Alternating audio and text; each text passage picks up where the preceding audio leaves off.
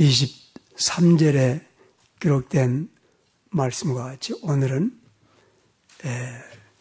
거룩에 대해서 말씀을 나누도록 하겠습니다. 이 거룩성에 대해서는 우리가 적어도 50번 이상은 언급을 한 내용입니다.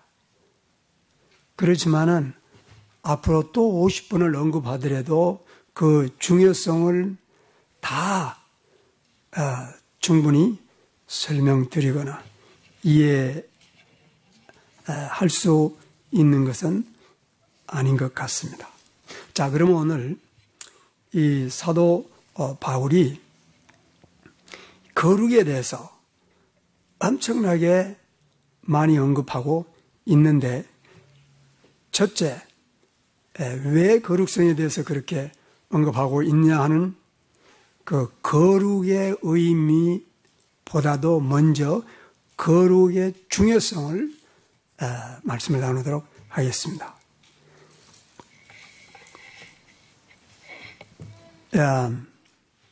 먼저 하나님의 성품에서 출발합니다.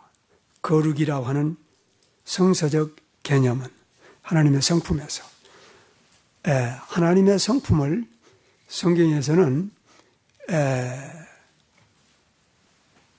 두 가지로 나타내주고 있습니다. 첫 번째는 하나님의 배타적 고유성에 대해서 성경은 언급하고 있습니다. 배타적 고유성, 특성, 본성이라고 하는 것은 이겁니다. 하나님만 가지고 있는 특성입니다. 예를 들면은 창조성입니다. 하나님 외에는 아무도 창조의 능력을 가지고 있는 분은 없습니다. 이것이 배타적인 하나님만의 특성입니다. 전지전능성입니다. 세 번째는 무소부재성 같은 것입니다. 네 번째는 절대주권성, 이런 것들입니다. 하나님 외에는 다른 어떠한 피조물도 가질 수 없는 하나님의 고유한 그리고 배타적인 특성입니다. 근데 하나님께서 인간과 함께 가지는 그런 본성들도 있습니다. 예를 들면 사랑입니다. 믿지 아니한 사람들도 사랑합니다. 그런 사랑은 사실은 동물도 가지고 있습니다. 부모가 자식을 사랑하는 것처럼, 또 형제들이 서로 사랑하는 것처럼, 이러한 거는 여러분 하나님의 본성 중에 하나입니다. 사랑은. 근데 그게 아무리 인간이 타락하고 또 완전 타락했지만은 구원받지 아니한 사람도, 세상 사람들도 사랑하고 또 돌보고, 심지어는 가난한 자를 돕고 억압받는 자들을 구출하고, 이런 일들을 합니다. 또 심지어는 어떤 사람은 구원받지 않은 사람들, 세상 사람들도 오래 참는 그러한 성품을 가진 사람도 있습니다.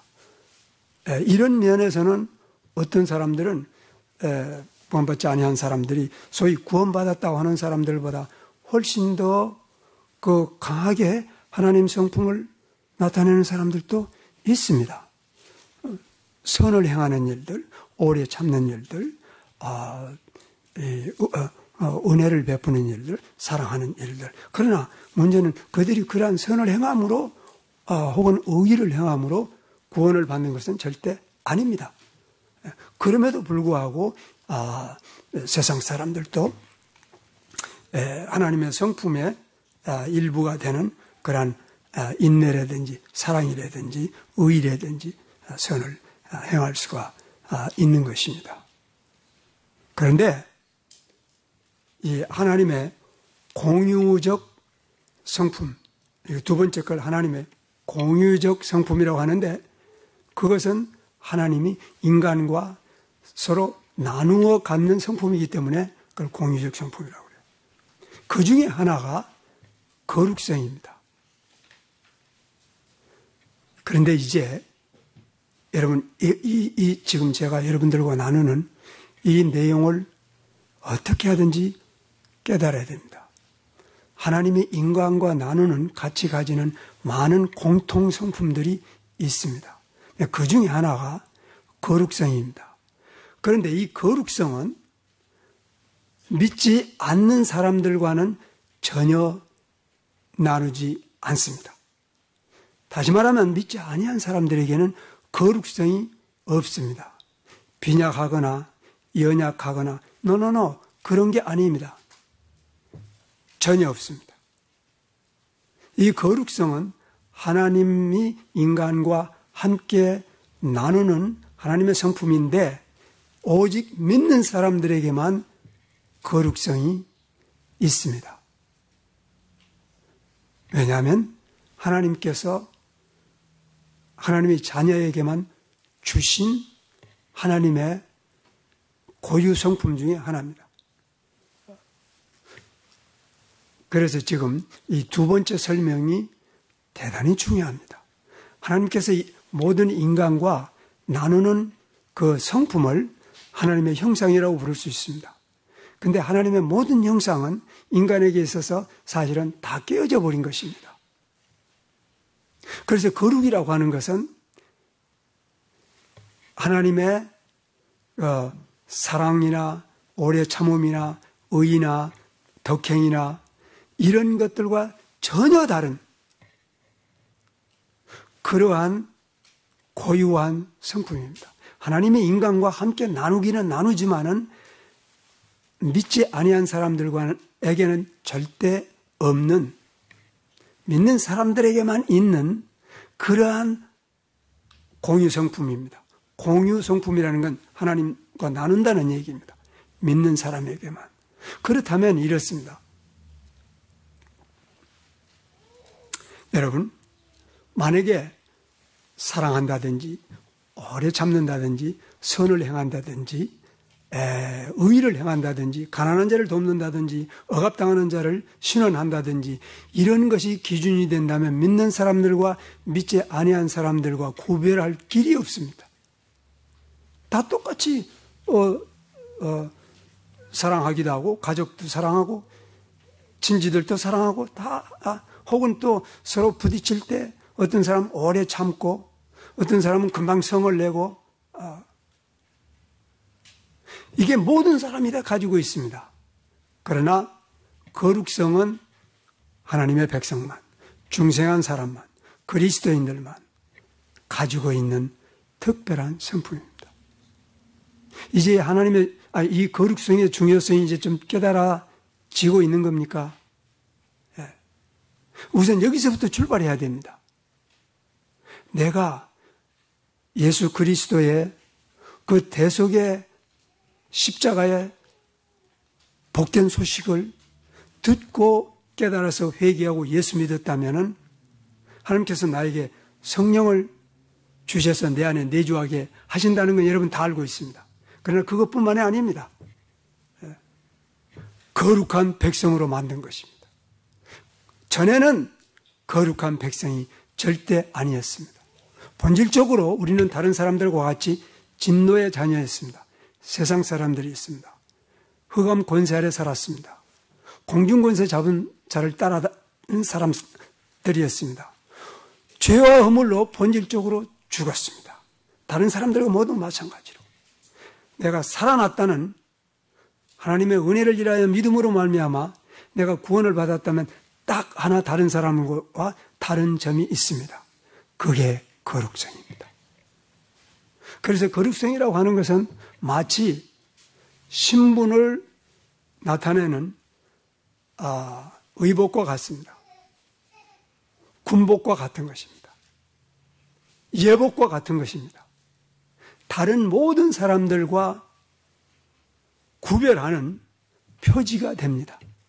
나의 신분이 전에는 진노의 자녀였다가 세상 사람이었다가 하나님의 자녀로 신분이 변했다고 하는 외적 표지입니다. 거룩성이라는. 그러므로 히브리서 11장 한 두어 번 더 제가 언급하게 될 것 같습니다만은, 그러므로 히브리서 12장에서는 너희는 거룩한 사람들입니다. 하나님의 자녀들입니다.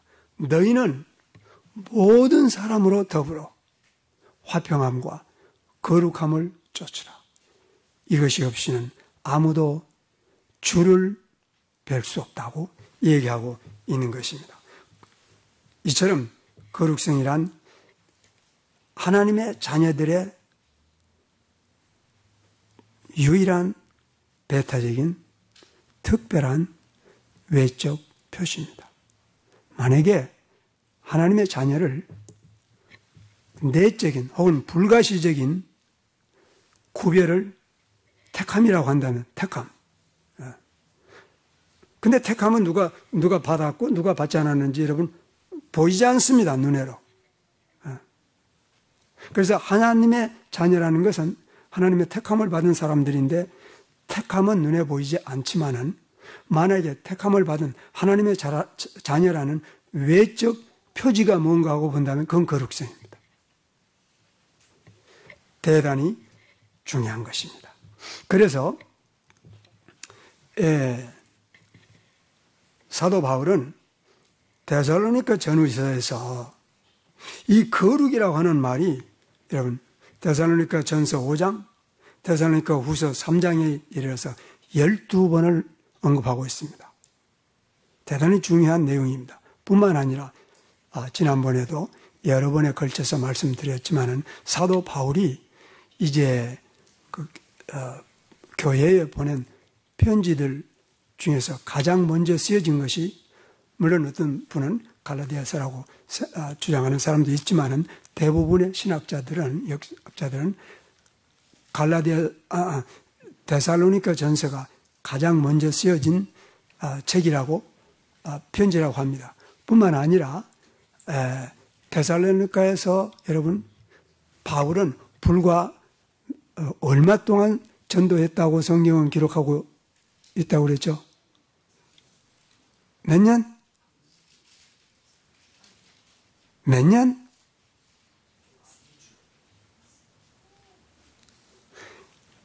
여러분들 머리가 참 좋아. 내가 좀 야단하는데 진짜 야단하면 성내잖아요. 그러니까 웃으면서 하지만은 관심이 없어. 복음에. 석 주라고 분명히 성경이 얘기했잖아요. 이렇게 짧은 기간 동안에 이렇게 엄청난 이슈, 이게 엄청난 이슈입니다. 거룩이라는 게. 이 엄청난 그 주제, 거룩을 이 로마 사회에 완전히 물든 이 사람들에게 복음을 전할 때 거룩이라는 말을 그렇게나 많이 강조했다는 게 그리고 그 짧은 기간 동안에 이해가 돼야 되겠죠. 그러면은 이 거룩이라고 하는 의미가 가진 무게를 이해하기 시작되지 않습니까? 왜 그랬습니까? 하나님께서 바울의 마음을 강력하게 감동해서 만약에 하나님의 그 구원의 은혜를 깨닫고 믿게 되면은 하나님께서 성령으로 인칠 뿐만 아니라 그건 내적인 겁니다. 성령이 내 안에 계신지 안 계신지 다른 사람이 보입니까? 근데 하나님께서는 자기의 자녀들과 마귀의 자녀들과 표지를 주시지 않는다면 그 문제 있다 이런 얘기인 것입니다. 그럼 자기의 자녀들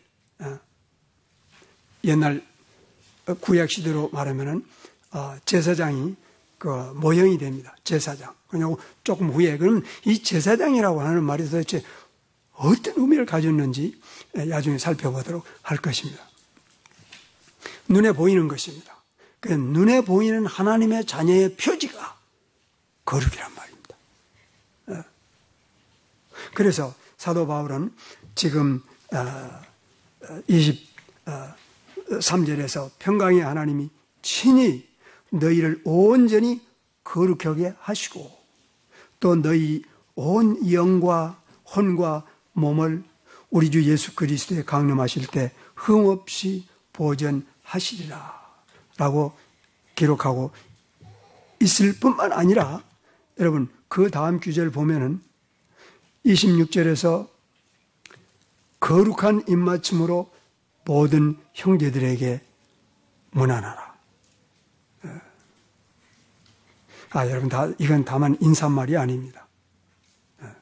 그 다음에 27절에서 모든 거룩한 형제들에게 이 편지를 읽어 들려라. 라고 이 짤막한 부분에서 3번이나 언급되고 있는 것을 보여주고 있는 것입니다.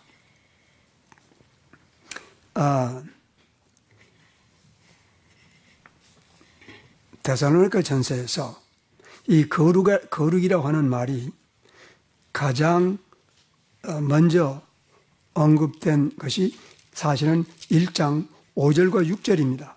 데살로니가 전서 보게 되면 이 성령이란 말에 언급이 되고 있는 것입니다. 성령이란 말. 그래서 여러분,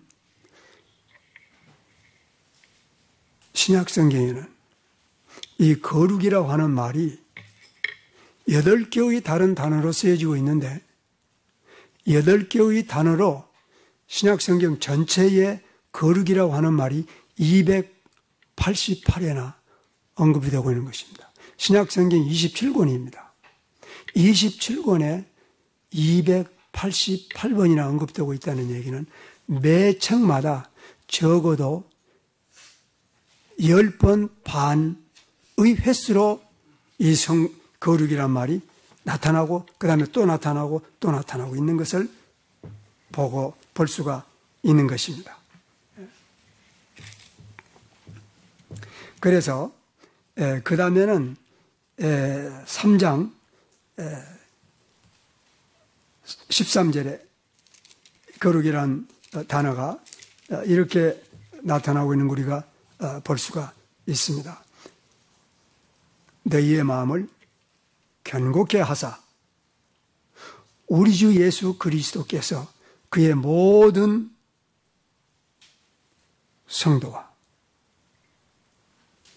거룩한 백성입니다.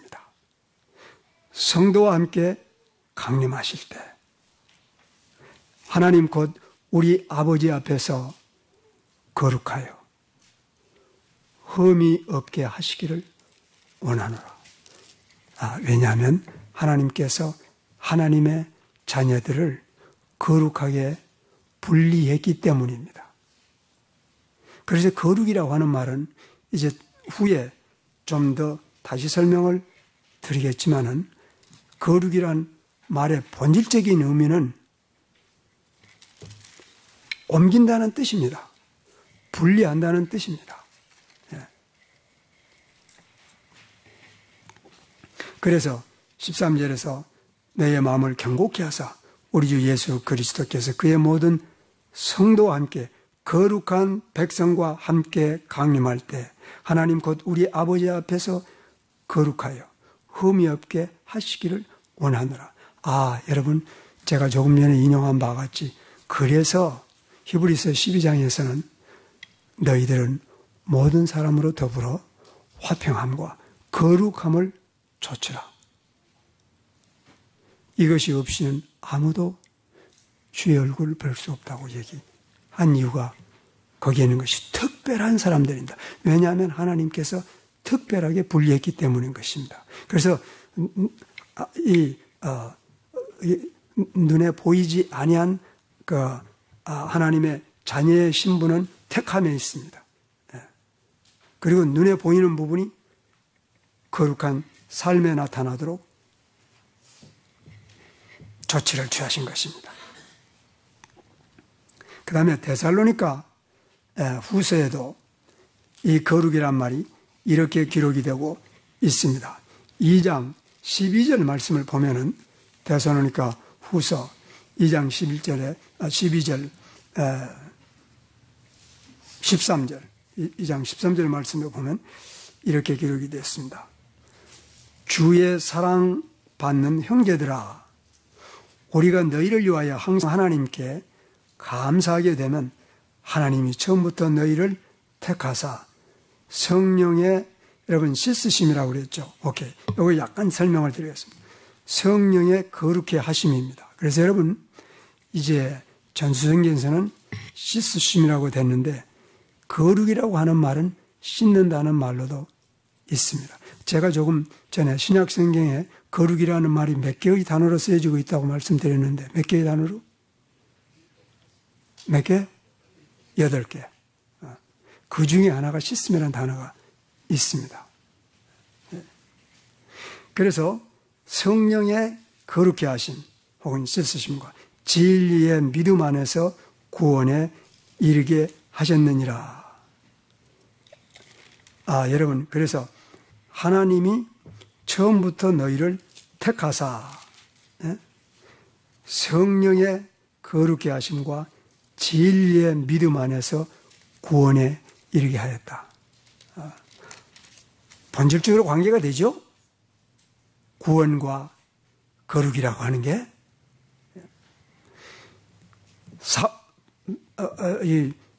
바울이 하나님의 그 강력한 감동으로 이 이방인들, 세상 사람들, 로마 시대의 그 당시 2000년 전에 가장 환락과 그리고 우상 숭배와 세상을 즐기는 이 사람들, 데살로니가 사람들, 그 지역의 수도가 데살로니가였습니다.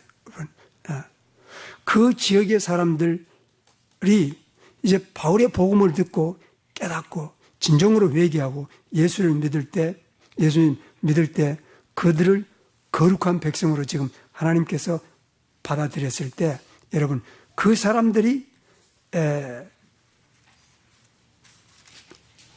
그 동네 사람들과 전혀 다른 모습을 당장 보이게 된 것입니다. 그 예를 들면 이런 것입니다. 여러분 데살로니가 2장 14절 말씀을 보면은 바울이 지금 이 사람들 형제들이라고 부른 것입니다.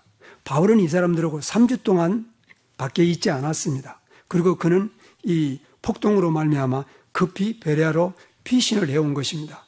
그리고 얼마 후에 편지를 보낼 때 형제들이라고 하면서 너희가 그리스도 예수 안에서 유대에 있는 하나님의 교회들을 본받는 자가 되므로 그들이 유대인에게 고난을 받는 것 같이 너희도 너희 동족에게서 로마 사람들에게 같은 데살로니가 사람들에게 동일한 고난을 받느니라.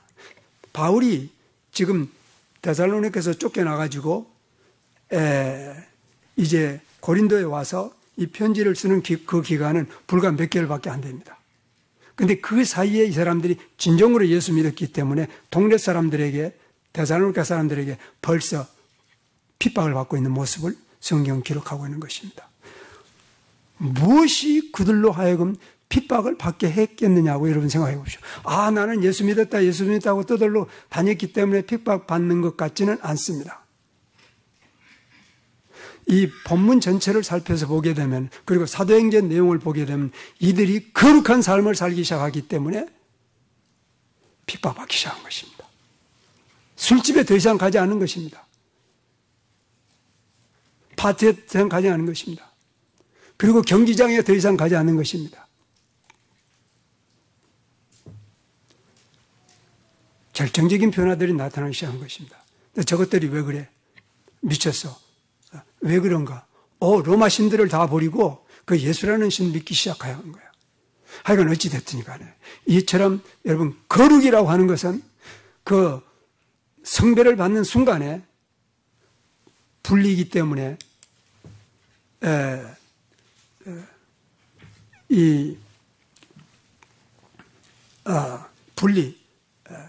성별이기 때문에 금방 삶에 나타나기 시작한 것입니다. 이것이 그들로 하여금 동네 사람들에게 이제 핍박을 면할 수 없는 그러한 이유를 가져온 것입니다. 조금 전에 말씀드린 것처럼 지금 이 거룩이라고 하는 말이 많이 언급되고 있는 얘기는 우리들을 이 세속에서 끄집어내어서 예수님께서 새로 세우신 나라로 옮겨버린 그런 분리가 이루어졌기 때문인 것입니다.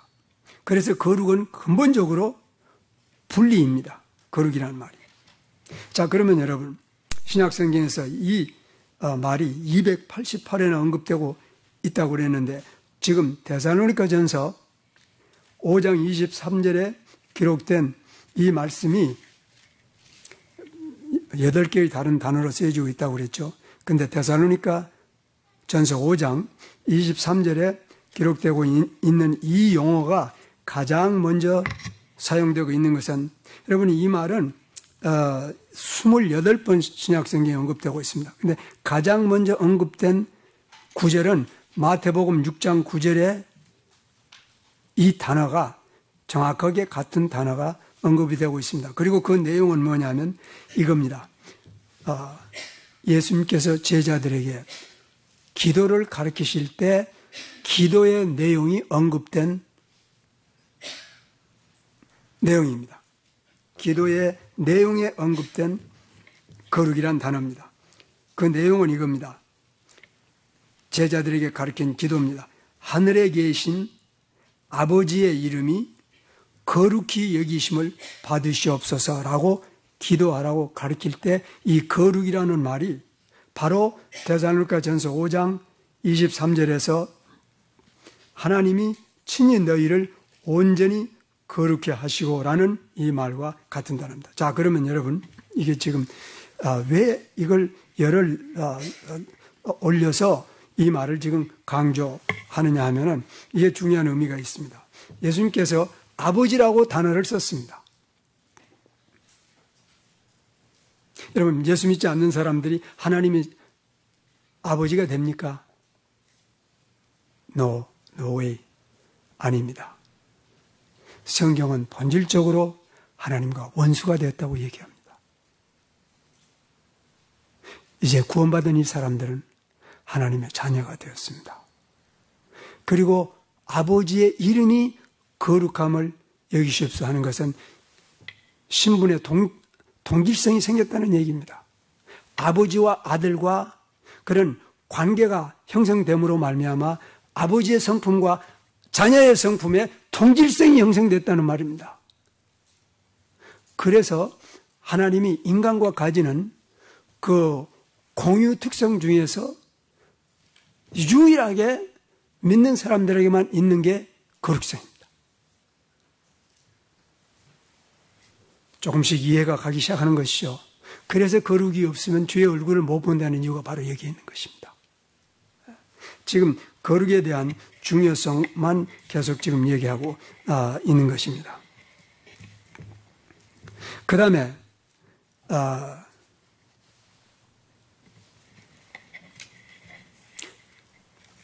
4장 데살로니가전서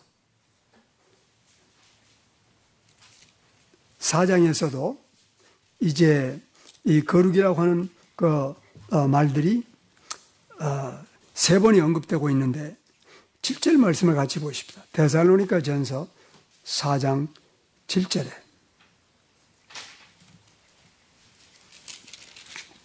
사실은 데살로니가전서 4장에서는 3절, 4절, 7절에 데살로니가전서 5장 23절에 기록된 말과 다른 거룩이란 말이 언급되고 있습니다. 그런데 데살로니가전서 4장 3절, 4절, 7절 말씀을 함께 잠깐 빨리 보십시다. 하나님의 뜻은 이것이니 너희의 거룩함이라. 너희 음행을 피하고 4절에서 너희 각자가 거룩함과 존귀함으로 자기 몸을 지키라. 그 다음에 7절에 와서 하나님이 우리를 부르심은 부정케 함이 아니요 거룩해 하심이. 네, 이 거룩함이란 단어가 신약성경에 10번 언급되고 있는데 3번이 데살로니가전서 4장에 언급되고 있습니다. 그리고 로마서 6장 22절에 이 말씀이 또 언급되고 있습니다. 자, 로마서 6장 22절 말씀을 보게 되면 이렇게 기록되어 있습니다. 성경에. 그러나 이제는 너희가 죄에서 해방되고 하나님께 종이 되어 거룩함에 이르는 너희의 열매를 얻었으니 이 마지막은 영생이라. 그래서 거룩과 영생은 본질적으로 동일한 것입니다. 만약에 영생이 있다면 거룩함을 받은 것이고 거룩함을 받았다면 이 사람은 영생을 이미 소유한 사람들입니다. 그리고 그것이 열매라고 거룩의 열매라고 이해한 것입니다. 여러분, 거룩의 열매가 영생입니다.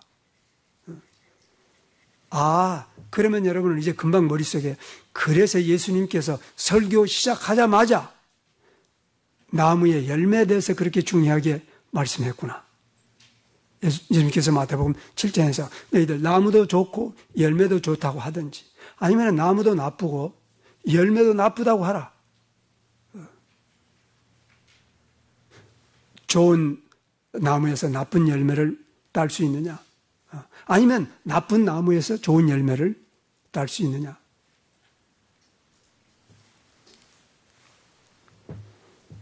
거룩에 이르는 너희의 열매를 얻었다. 그리고 그 마지막은 영생이다. 여러분, 하나님의 백성에게 있어서 사랑도, 혹은 화평도, 혹은 오래 참음도, 이게 다 중요합니다. 그런데 문제는 그러한 성품으로 말하면 안 믿는 사람도 소유하고 있습니다. 거룩은 아닙니다. 거룩은 믿는 사람들에게만 준 것입니다.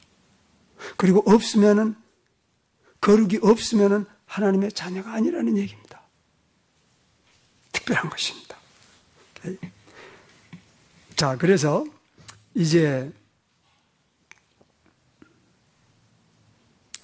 이 내용을, 이 단어가 쓰여진 베드로전서 1장 15절 16절 말씀에 가서 여러분 같이 한번 찾아보도록 하십시다. 베드로전서 1장 15절 16절, 여기에 똑같은 거룩이라는 단어가 이렇게 기록이 되어 있습니다. 베드로전서 1장 15절 16절, 같이 여러분 한번 합독합시다. 시작. 오직 너희를 부르시니 거룩하심같이 너희도 모든 행실에 거룩한 자가 되라. 기록하기를 내가 거룩하니 너희도 거룩하라 하셨느니라. 근데 여러분이 이 말씀이 레위기 19장 2절에 기록된 내용을 기록해야 됩니다. 레위기 11장 44절에, 레위기 20장 7절에 기록된 것을 여러분의 머릿속에 기록해 두는 것이 필요합니다. 적어도 레위기 19장 2절에 이 세 개 다 기억하기가 힘들 테니까, 아니면 그냥 이 말씀이 레위기에 있는 말씀을 인용했다는 것만 기억해도 좋습니다. 너희를 부르신 거룩한 자처럼 너희도 모든 행실에 거룩한 자가 되라. 기록되었을 때 내가 거룩하니 너희도 거룩할 자다. 이 중요한 의의는 이겁니다. 내가 거룩하니 너희도 거룩할 자다. 이것은 신분적 동질성을 나타낸다고 볼 수 있습니다.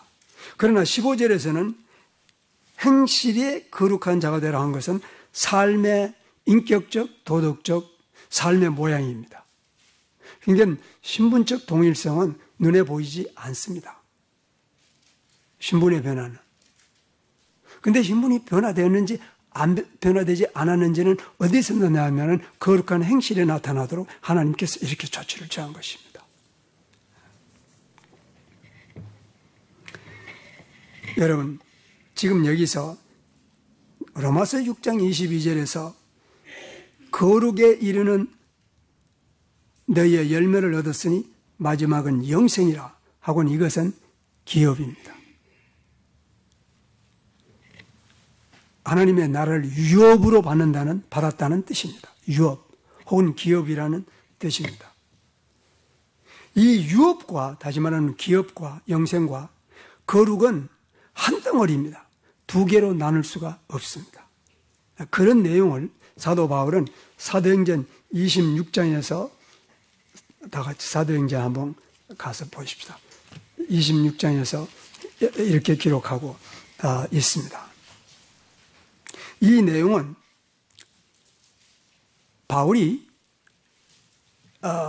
로마 총독과 아그리파 왕 앞에서 복음을 증거할 때 자기 자신이 예수님으로부터 부름받은 당시에 일어났던 사건을 기록한 내용입니다. 뭐라고 바울이 기록하고 있느냐 하면은 예수님께서 나타났을 때 그가 눈이 멀어져 버렸습니다. 그 빛으로 말미암아. 그랬을 때 바울이 예수님께서 말씀하기를 사울아 사울아 내가 어째 나를 핍박하느냐 라고 말씀했을 때 바울이 내가 묻기를 주여 누십니까? 그랬더니 예수님께서 대답하시기를 나는 내가 핍박하는 예수라. 그리고 16절에 예수님께서 말씀하시기를 이제 일어나 내 발로 서라. 내가 이를 위하여 너에게 나타나느니 곧 너가 본 것과 장차 내가 내게 나타날 일에 대하여 너로 사역자와 증인을 삼고 너를 백성과 이방인에게서 건져내고 이제 너를 그들에게 다시 보내어 그들의 눈을 뜨게 하고 또한 그들을 어둠에서 빛으로 사탄의 권세에서 하나님께로 돌아오게 하고 죄 사함과 나를 믿어 거룩하게 된 무리 가운데서. 여러분, 이 순서도 중요한 것 같습니다. 사탄의 권세에서 하나님께로 돌아오고 어둠에서 빛으로 사단의 권세에서 하나님께로 돌아오게 하고 죄 사함과 나를 믿어 거룩하게 된 무리 가운데서 기업을 얻게 하리라 하더이다. 달리 인간이 하나님 나라의 영원한 기업을 얻을 수 있는 길은 없습니다. 그리고 그 기업을 얻은 자에게 있어서 가장 분명한 것은 가령 어둠에서 빛으로 옮겼다든지 사탄의 권세에서 하나님께로 돌아오게 되었다든지 죄사함을 받았다든지 내가 하나님을 믿게 되었다든지 이 모든 내적 변화의 외적 표현은 어디에 있어요? 거룩한 삶에 있습니다. 거룩한 삶에. 중요하죠? 이것은 하나님께서 만세전부터 예정해 둔 것입니다. 그래서 적어도 900년, 적어도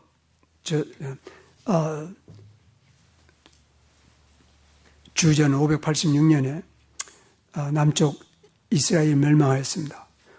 모세가 시내산에서 하나님의 말씀을 받은 게 주전 아마 1400년쯤 된다고 합니다. 그러면 1400년에서 주전 500년까지 적어도 900년 내지 1000년 동안 하나님께서 이스라엘 백성들에게 가르친 하나의 제목이 있다면 거룩입니다. 중요하죠? 대단히 중요합니다. 그 이유는 우리가 생각하면 간단합니다. 왜냐하면 거룩한 백성들과만 하나님께서 영원한 나라에서 사시기로 작정을 했기 때문인 것입니다. 그래서 거룩하지 아니한 백성은 들어갈 수 없는 곳입니다, 여러분. 이게 영생입니다. 이게 기업입니다. 자, 다시 18절 말씀 보십시오. 그들의 눈을 뜨게 하고 또한 그들을 어둠에서 빛으로 사탄의 권세에서 하나님께로 돌아오게 하고 죄 사함과 나를 믿어 거룩하게 된 무리 가운데서 기업을 얻게 하리라 하시리다.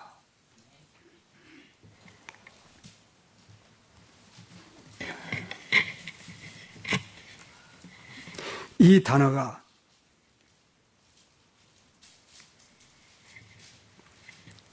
쓰여진 다른 구절 하나를 더 보십시다.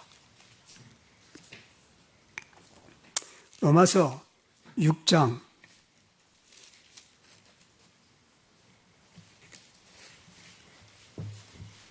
17절부터 쭉 한번 보십시다.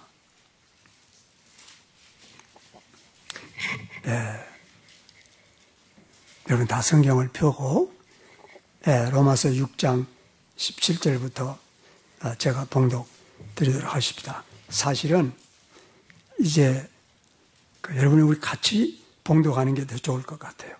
17절부터 시작.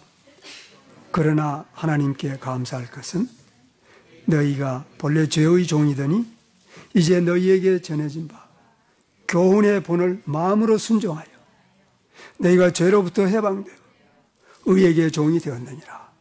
너희의 육신이 연약함으로 내가 사람의 예대로 말하노니 저는 너희가 부정과 불법의 종으로 들여 불법에 이르는 것 같이 이제는 너희의 지체를 의의 종으로 들여 거룩함에 이르라. 이는 너희가 계속해서 죄의 종이 되었을 때는 의에 대해 무관하였습니다. 그때 너희가 무슨 열매를 맺었느냐? 이제는 너희가 그 일들을 부끄러워하느니 이는 그것들의 마지막이 사망입니다. 그러나 이제는 너희가 죄에서 해방되고 하나님의 종들이 되어 거룩함에 이르는 너희의 열매를 가졌으니. 그렇습니다. 여러분, 우리의 신분의 변화가 분명하게 일어난 것을 성경은 너무 극명하고 얘기하고 있습니다. 그러나 그 불가시적인 신분의 변화가 내적으로 일어났다면 가시적인 삶에 거룩으로 나타나는 것을 성경은 얘기하고 있을 뿐만 아니라 요구하고 있는 것입니다. 가시적으로 거룩이 나타나지 않으면, 거룩한 삶에 나의 내적 변화가 나타나지 않으면은 입의 고백이 여러분을 구원한 건 아닙니다. 입의 고백이란 건 뭡니까? 마태복음 7장 21절의 말씀처럼 주여 주여 하는 자마다 다 하늘나라에 들어갈 것이 아니오 하늘에 계신 아버지의 뜻대로 행하는 자라. 거룩한 삶입니다. 거룩한 삶입니다. 그러므로 제가 적어도 2번 전에 언급한 바와 같이 히브리서 12장 14절 말씀에 보게 되면은 너희는 모든 자로 더불어 화평함과 거룩함을 좇으라. 이것이 없이는 아무도 주님을 뵙지 못하리라. 자, 그러면 이제 마지막으로 이 거룩을 좀 더 구체적으로 이제 우리가 안다는 게 필요합니다. 여러분, 이 부분은 제 생각에 설교할 부분은 아닙니다. 여러분 자신이 지금까지의 메시지를 듣고 집에 가서 이걸 붙들고 씨름하는 겁니다. 그렇게 하도록 지금 성경 구절을 드리는 것이고, 지금 이 구절들이 지금 여러분들의 몸과 마음과 영혼 속에서 이루어져야 됩니다. 자, 제가 이렇게 하겠습니다. 먼저 에베소 5장에 가서 한번 살펴보십시다. 에베소 5장 3절에서 11절까지.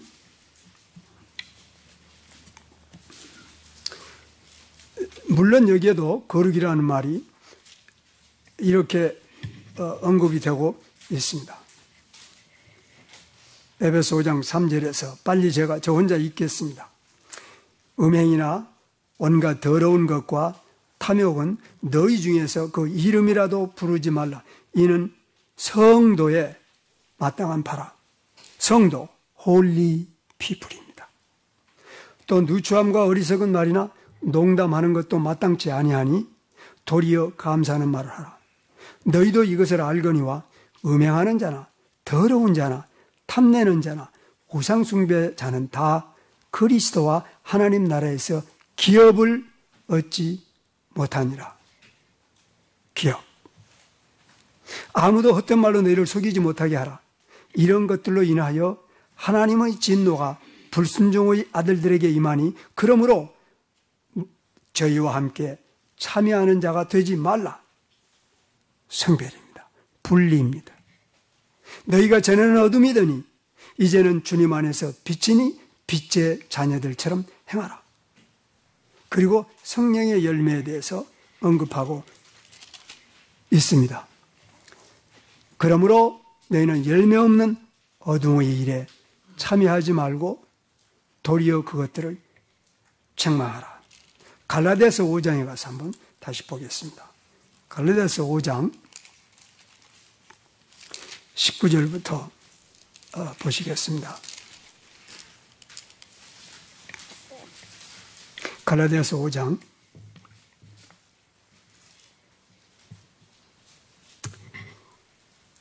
'이제 육신의 일은 현저하니 곧 간음과 음행과 더러운 것과 호색과 우상숭배와 술수와 증오와 불화와 투기와 분냄과 쟁투와 난동과 이단과 시기와 살인과 술취함과 방탕과 또 그와 같은 것들이라.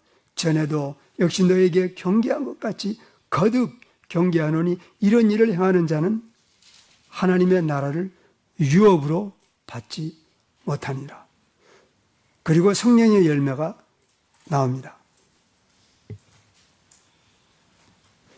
성령의 열매는 사랑과 희락과 화평과 오래 참음과 자비와 선과 믿음과 온유와 절제니 이것들을 금지할 법이 없느니라.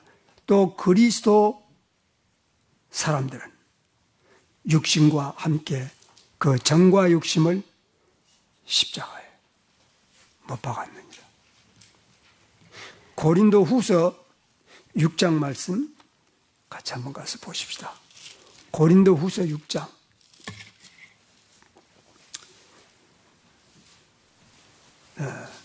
14절부터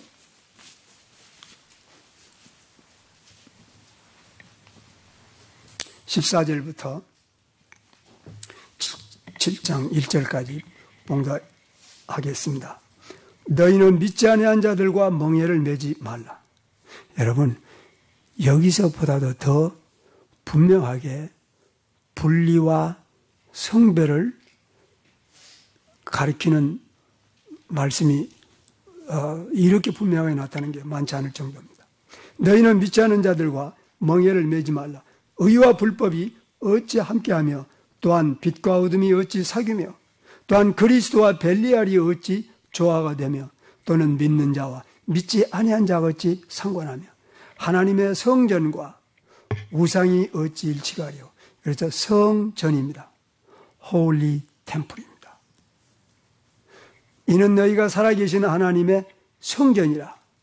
너희 하나님의 성전이라. 하나님이 이르시기를 내가 너희 가운데 거하며 두루 행하여 나는 너희 하나님이 되고 저희는 내 백성이 되리라 하심과 같으니라. 그러므로 주께서 이르시기를 너희는 저희 중에서 나와서 따로 있고 성별입니다. 부정한 것들을 만지지 말라. 그리하면 내가 너희를 영접하리니 나는 너희에게 아버지가 되고 너희는 내게 아들과 딸들이 되리라. 전능자 여호와의 말이라 하셨느니라. 7장 1절. 그러므로 사랑하는 자들아, 우리가 이러한 약속들을 가졌은즉 육과 영의 온갖 더러운 것에서 자신을 깨끗게 하여 하나님을 경외하는 가운데 거룩함을 온전히 이루라. 마지막으로 성경 구절 고린도 전서 6장 고린도전서 6장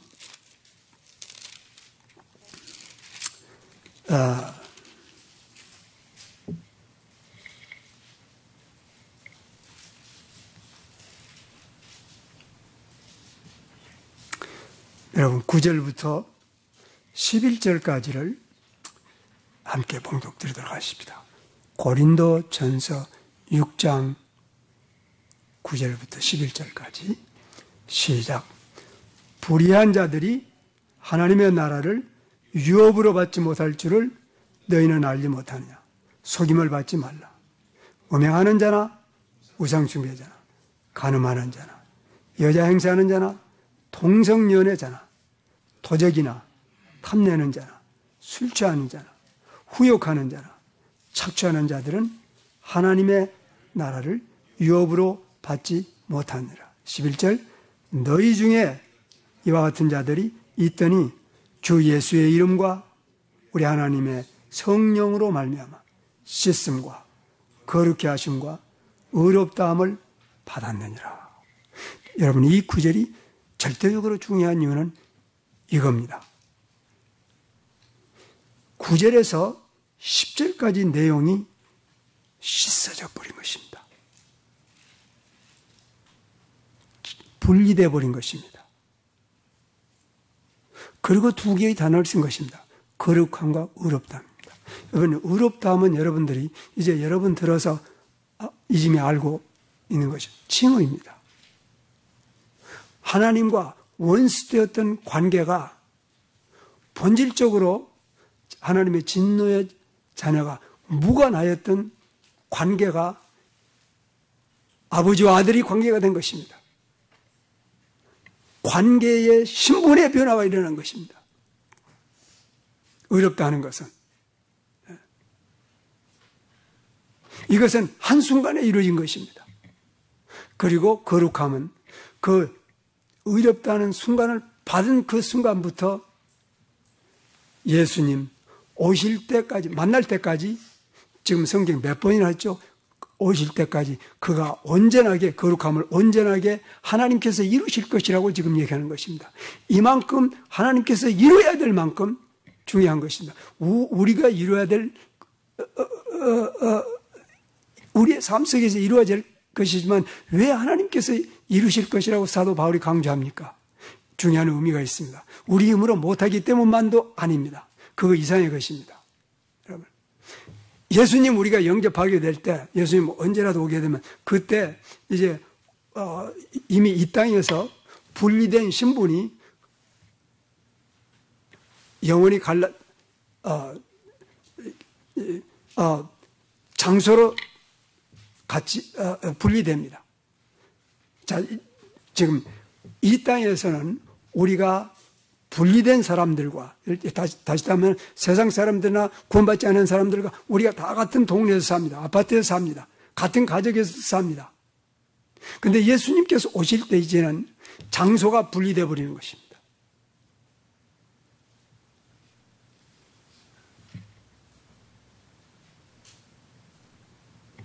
거룩한 사람들만, 거룩하게 성변될 사람들만 하나님께서 예비한 그 나라에 혹은 신방에 혹은 그 식탁에 들어가는 것입니다. 대표적인 이 모양의 모습이 마태복음 25장에 기록된 슬기로운 처녀와 5처녀의 모습입니다. 자, 여러분, 왜 이제 신약 성경에서 그처럼 예수님과 바울은 거룩에 대해서 그처럼 강조하고 있느냐? 그 이유는 이겁니다. 하나님 나라에서 함께 살 하나님의 백성이 하나님과 동질적인 성품을 갖지 않고는 영원히 같이 산다는 건 대단히 불편합니다. 있을 수 없습니다. 가령 여러분, 불편한 아내와 남편과 만약에 영원히 산다고 생각해 보세요. 불편하지 아니한 부부관계도 영원히 산다는 게 좀 골치 아플 일일런지 모릅니다. 우리 인간은 하물며 하늘 아래서 영원히 산다는 거. 하나님께서 이렇게 조치를 취하는 것입니다. 완전한 동질성이 이루어져야 됩니다. 그의 거룩성입니다. 네.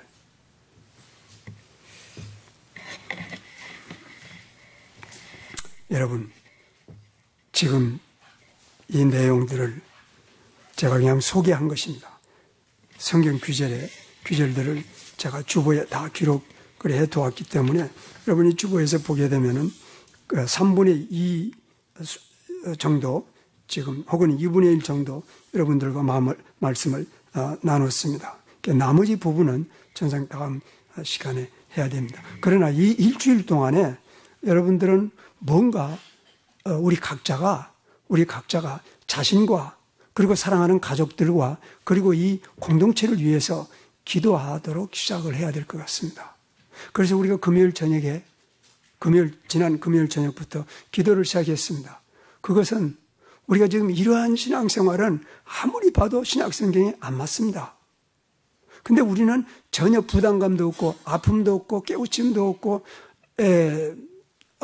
꺼림도 없고 편안하게 살고 있습니다, 지금. 근데 아무리 봐도 죄송합니다. 여러분들은 마음이 편안할는지 모르지만은 제가 이 성경 말씀을 살펴보면 볼수록 심지어는 우리 가족도 마찬가지지만은 우리 교회도 이게 성서적인 소위 신앙생활은 아닙니다. 그래서 이걸 오랫동안 기도하다가 드디어 금요일 저녁부터는 기도를 하기 시작한 것입니다. 이래 가지고는 안 됩니다. 절대 안 됩니다. 왜냐하면 지난 2000년 동안이 부흥이 일어난 그 사건들을 제가 가만히 역사를 보니까 하나님께서 부흥을 보냈을 때 그때 성도들의 삶은 지금 우리들의 삶과는 전혀 다릅니다. 우리들은 지금 모르니까 편하게 산 것입니다. 그래서 우리가 기도해야 되겠다.